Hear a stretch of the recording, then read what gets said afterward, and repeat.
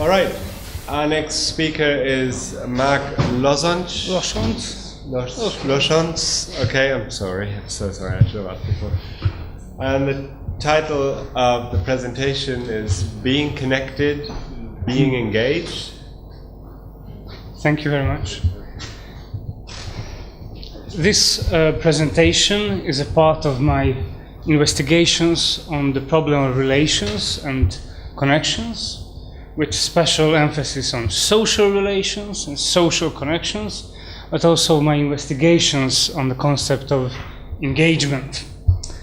My impression is that although in the last decades expressions like being connected, connectedness, interrelatedness, and so on became increasingly important buzzwords in social sciences, from the ambitious diagnosis of a new network society to the relationalism of actor network theory. They are mostly used irresponsibly without further reflection. So one of the objectives of my investigations is to reread the basic philosophical texts on connections and relations, to have a critical dialogue with social sciences informed by different fields such as organizational theory, network theory, theory of complex systems, and so on, and basically to trying to define the specific properties of connections and relations and to formalize them as much as possible. Unfortunately, even in the field of social ontology, concepts of relations and connections are often treated as self-understood, further unanalyzable, brute, undefinable primitives. Still, let us mention a few possible counter-examples by taking into consideration the problem of engagement as well. For instance, in her book on joint commitment, Margaret Gilbert asks, how is one to understand the sense of unity, of connection, the sense of the collective we? Again and again, she analyzes the problem of commitment within the context of fusioning connection that is not merely relational and not merely summative. Furthermore, when Maurizio Ferraris claims, somewhat poetically, that the Dasein, the being in the world, reveals itself as being connected, he also emphasizes the constant possibility of us being engaged by others. In his reflections on the I mode and the we mode, Raimo Tuomela says that the pro-group I mode participants are not as tightly connected as the participants in the we mode case are, while Bernhard Schmid states that to have a we attitude, one necessarily has to make connections with other people and their respective attitudes. Finally, Petar Bojanic affirms that in engagement, either we become bound to others or bind them to us, and that in being jointly engaged, there are always vital connections and relationships that hold the community or the group together, and that engaged acts obligate and connect. Obviously, there seems to be a tight link between the concept of connection and the concept of engagement. Within this context, let's try to elaborate a certain model of relations and connections in order to grasp the basic mechanisms of engagement, including the way that engaged acts, with their non-obligatory demand of being dedicated to a certain goal, of creating a new normativity, and the fact that they can function as chain operations that puts together multiple actors. The first thesis is that it is conceptually very useful to make a rigorous distinction between relations and connections. Isn't it that even within the framework of ordinary language, we often make assertions about the relations between two entities, about their spatial-temporal relations, about their comparative relations, and so on, without ever claiming that they are being connected. To put it differently, connection is something more than the merely extrinsic relations, such as A is 10 meters from B, but also more than the merely intrinsic relation, such as A is larger than B. These assertions about relations do not have to refer to any change in what makes the foundation of these relations. This differs from connection, which necessarily implies a change in at least one entity and goes beyond mere co-actuality and co-occurrence. Perhaps connections do not ground individuality, but they might well have individuating powers. When A is connected to B, at least A is somehow transformed, as in the case of asymmetric connections, but it is also possible that they form a new entity together. Obviously, even connections with minimal consequences imply a certain novelty, that is to say, something real in addition to the properties or powers of pre-existing entities. Connection changes that to which it comes. Thus, the philosophy of connection points out the importance of creativity and productivity. Fortunately, there is a rich and diverse philosophical tradition that makes distinction between relations on the one hand and connections on the other, that extends from Stoicism to Leibniz, from Baumgarten to Whitehead and Gustav Bergman, from which we can learn many lessons in this respect. What is more, there might be also revitalization, the conceptualization of connection in contemporary philosophy with special emphasis on social connections. It is extremely important that the philosophy of connection makes it possible to resist two kinds of temptation, as it emphasizes the holistic surplus that is produced by the connection of at least two entities. It confronts the program for universal micro-reduction, or more precisely, in the field of social connections, the temptation of social atomism. Social connections cannot be eliminated or reduced by reference to individual properties. On the other hand, the philosophy of connection is also opposed to the claim that everyone is connected to everyone else. It is evident that this thesis of social monism cannot account for new emergent connections. Hence, the philosophy of connections refuses reductionism in a double way, not only with respect to the parts, but also regarding the whole. In short, the philosophy of connection is committed to the reality of emerging connections, but avoids the risky, overmining, macro-reductionist, and so on, assertion that every kind of concreteness emerges from the world of pure connections. It embraces only weak holism, which suggests that something more than the connected entities is needed to account for connections. Its scope extends from merely juxtaposed nexus and what Peter van Inwagen calls fascination, through coupling and co-penetration that leave the connected entities separated, to fusion, in which intimate bondedness might result in new holistic entities that do not fall under the same sorto as the previously existing entities.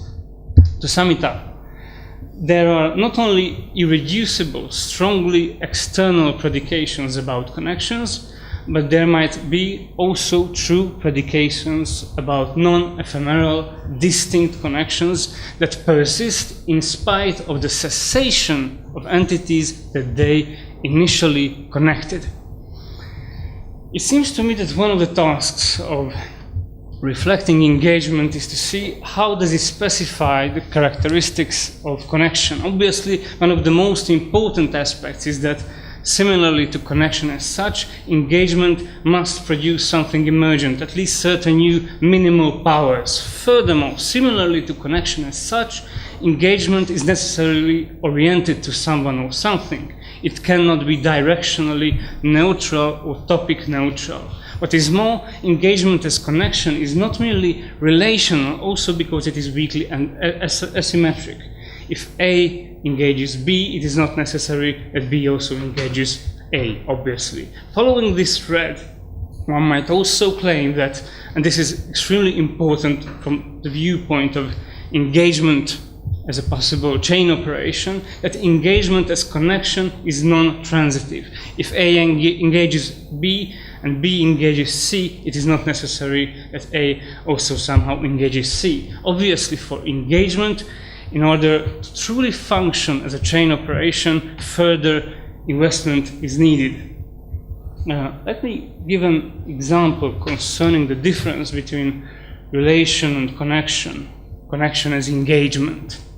My example will be love, not by accident. As it is well known, engagement also has a narrow meaning in English, as it also refers to the promise to wed, and also to the period of time between a marriage proposal and the marriage. So how can love as a relation or as connection be engaging or can result with an engagement? In contemporary analytical metaphysics, there is an extremely exciting ongoing debate on the nature of relations and connections, on whether they are real, whether they are internal or external, and so on. And the question of love is at the center of it. I'm not exaggerating at all. There are many participants in the debate.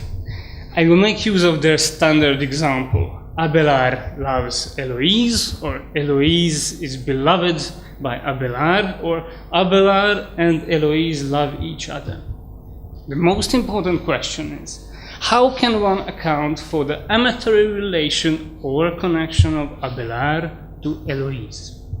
And, in addition, can the love of Abelard towards Eloise ever be the same entity as the love of Eloise towards Abelard? There are at least 4 theories concerning the nature of love, that is to say, relational connection. 1. A reductionist approach that reduces relations to monadic properties. 2. Differential positionalism. 3. Relative positionalism. And 4. Finally, a theory that claims that the love of Abelard towards Eloise can be the same as the love of Eloise towards Abelard. That is to say, there are symmetric connections as additional entities which go beyond monadic properties. Let me explain them one by one. The reductionist approach can be adequately described by the help of Jonathan Low's classical essay, "There Are Probably No Relations." According to him, although there are relational truths, it would be weird to assume the existence of relations as additional entities. Accordingly, in the case of relational predicates, there can be a non-relational explanation. What makes true a proposition such as Abelard loves Eloise is just a particular property or state of Abelard's, albeit one of a rather special kind, with intentional content. In short, it is a loving trope or mode of Abelard's, with Eloise as its intentional object, that makes true the proposition that Abelard loves Eloise. Maybe this love can exist even if Eloise did not exist and had never existed. It suffices that Abelard thinks of Eloise in a loving way, and in order to do this, he does not need to stand in any real relation to her. It would be weird to assume a relational trope of the pair of objects outside of the objects themselves, Abelard and Eloise, because it would depend for its existence and identity on both Abelard and Eloise, even though the lover and the beloved are independent objects, either of which could exist without the other. To sum it up, according to the reductionist approach, love merely supervenes on the intrinsic properties of the relata. The second theory, differential positionalism, tries to account for the non-symmetric relation, such as Abelard loves Eloise and its differential opposite. Eloise is being loved by Abelard. it is claimed, relying upon the insights of Bertrand Russell, that such relations hold between their relata in a particular direction, with the two possible directions of the love's relations corresponding to distinct relational states. There is a particular order or direction. Given directionalism, the love's relation and its converse, being loved by, must therefore be distinct relations. However, this seems to be wrong. Abelard loves Eloise, and Eloise is loved by Abelard, seems to be just one relational state of affairs. This means that differential positionalism is guilty of double-counting relational states in symmetric cases. Of course, in this context, many important questions arise regarding the argument places in which the relata slot and the nature of relational ordering. The third theory, relative positionalism, might be conceived as a corrective thesis with respect to differential positionalism, as a revised version of differential positionalism. Relative positionalism treats positions as construed as properties which the relata have relative to one another. According to Maureen Donnelly, relative positionalism can account for distinction in the symmetry structures of complex relations. What does this mean in the case of love? Obviously, Abelard loves Eloise is not the same as Eloise loves Abelard. There are relations that can apply in different ways to fixed relata. There are relations that may both hold in one way and fail to hold in another way of the same relata. Let me sum up this theory by the help of Donnelly. Relative positionalism construes positions as unary properties headed by the relata relative to one another. The assumption is that Eloise may be beloved relative to Abelard, but not be beloved relative to Larry, for example, in the same way that the Empire State Building is north relative to, or from the perspective of Union Square, but not north relative to Central Park. The specification of either relative fixes a particular way for loves to hold between Abelard and Eloise. Now finally, let's imagine a fourth theory, one that claims that love as an engaging connection is truly possible, and maybe even that the love of Abelard towards Eloise can be the same as the love of Eloise towards Abelard. That is to say, there are connections as additional entities which go beyond properties, monadic properties. This theory might be opposed to the somewhat tragic consequences of the other theories. That is to say, it might emphasize that love as a polyadic trope shared by the two beings is still possible. The argument might be the following. Although in certain cases love can be reduced to the intrinsic properties of or states of individuals, so within Abelard's mind, for example, love can also be an engaging connection, an additional symmetric and polyadic trope that is shared by those who are connected. Love, as an engaging connection, is emergent, produces at least certain new powers. We might feel, for instance, bodily and psychically stronger. It implies a certain orientedness. It cannot be topic neutral. It does require further investment, adherence, a groundwork, a quasi-obligation, nuance on an interpersonal level, very briefly, engagement. Crisis is in the title of our conference. Of course, love is necessarily in crisis, but there is also social crisis.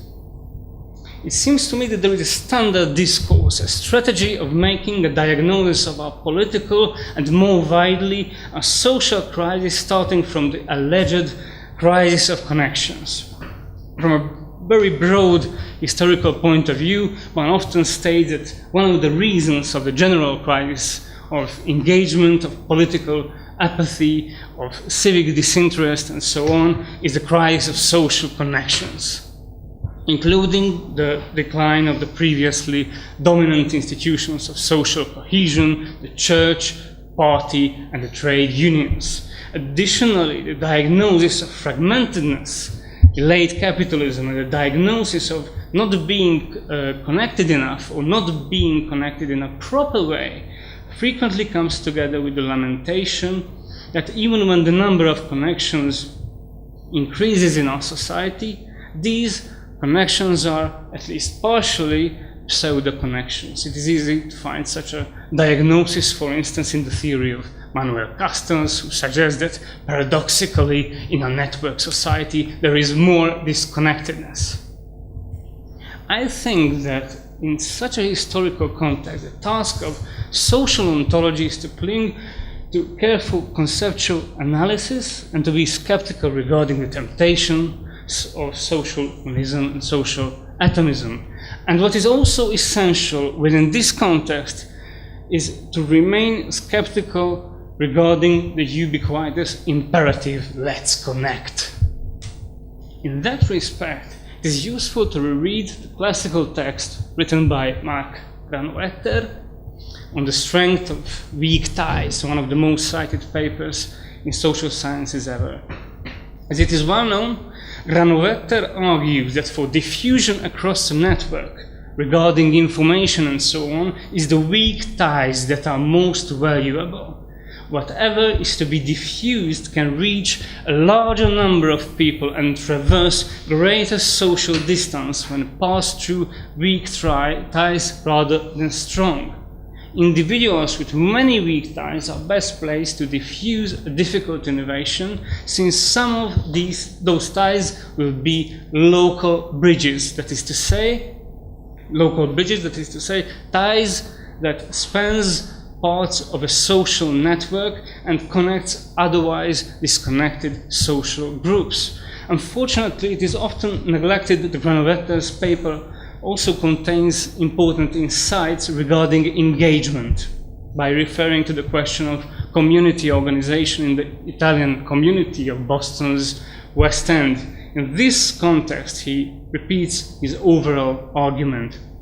The more local bridges in a community, the more cohesive the community and the more capable of acting in concert. Or to put it simply, let's create as many weak ties as possible in order to make engagement as strong as possible. This approach could enable us to get rid of certain of our misguided preconceptions regarding connection and engagement. We have certain intuitive notions with respect to the strength of a tie as based on the reciprocal services which characterize the tie, the amount of time spent together, the emotional intensity and intimacy, mutual confiding, and so on. However, in fact, neither of these aspects are fundamental or necessary with regard to engagement as connection. We still have to work on refitting our conceptual tools and reducing our prejudices concerning the directness or immediate presence of engaged and engaging acts, reciprocity and reciprocal response, and the tightness of connections. It seems to me that certain forms of indirect coordination, cooperation, or collaboration might be very useful in making our concepts more precise. A good example might be the phenomenon which is sometimes called joint intelligence, or stigmergy, or in a more problematic way, crowd intelligence.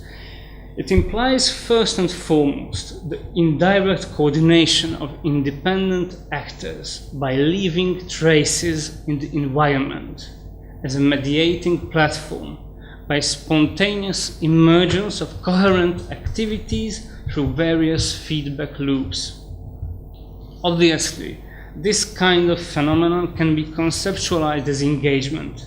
It might imply work-specific acts that are outside of usual task description and that resonate and activate other people with what is in network theory called the force of infection. It might create a new normative order. It might be a publicly announced act that intrigues and reinforces others to join. Choices are made visible in sequence. However, in this case of joint engagement, as for instance in the case of massive online collaboration, it is not necessary at all that those who engage at once towards or are brought closer to others. In theory, it is adequate to leave traces, feedback loops in the common output, without any direct connections to others, without any reciprocal response beyond the investments in the shared environment. But Margaret Gilbert or Monica Bettler suggest that when two people enter a joint engagement, each surely gains a special standing in relation to the other doesn't have to be necessarily true.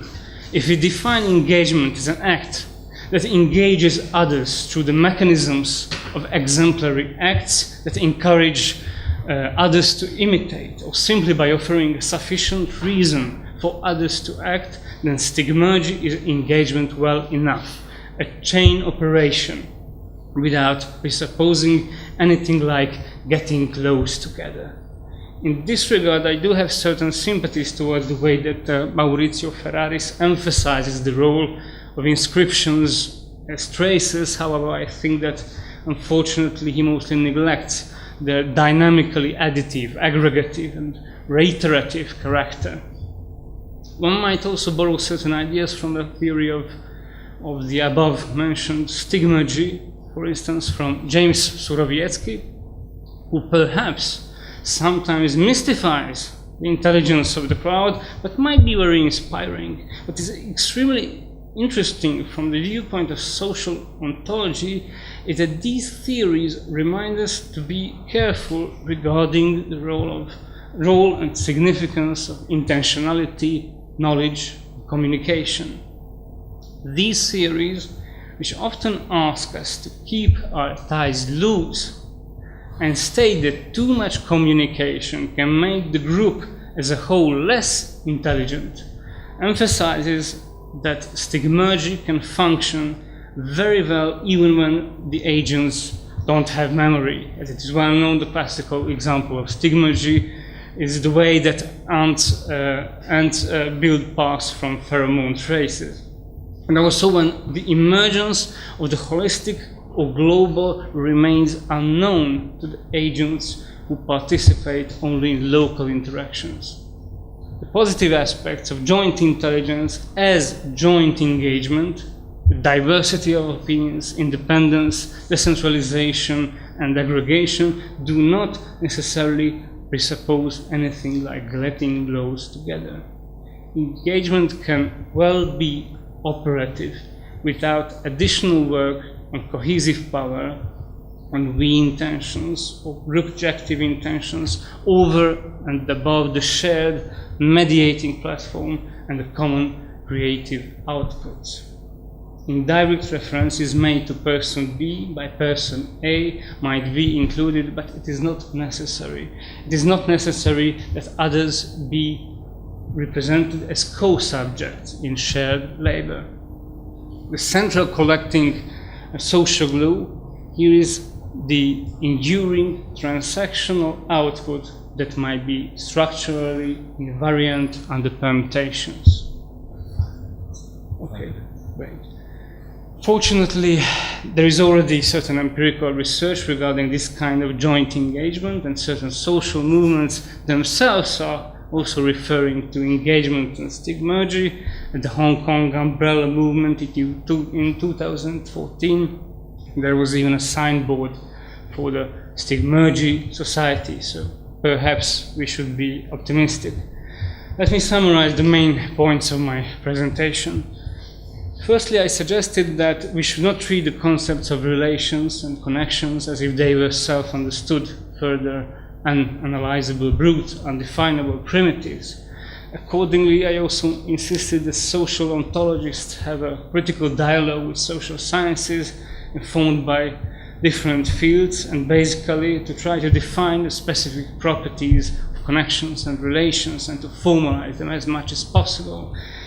in that respect, I was trying to demonstrate how the conceptualization of connection might be of help in conceptualizing engagement regarding emergence, orientedness, and so on. I mentioned the example of love as engaging connection.